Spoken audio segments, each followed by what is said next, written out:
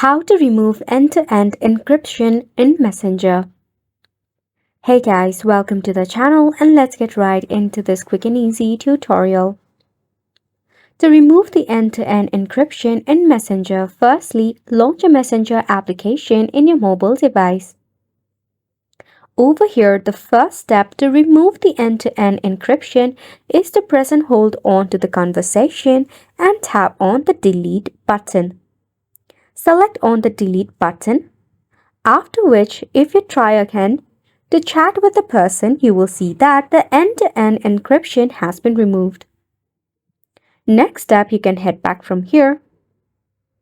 Tap on the three horizontal line in your left-hand corner. Head to the settings option. Scroll down until you find the option of privacy and safety. Under security, tap on end-to-end encrypted chat. Over here, firstly tap on message storage and make sure to toggle it off. Then tap on turn off. After this, head back from here.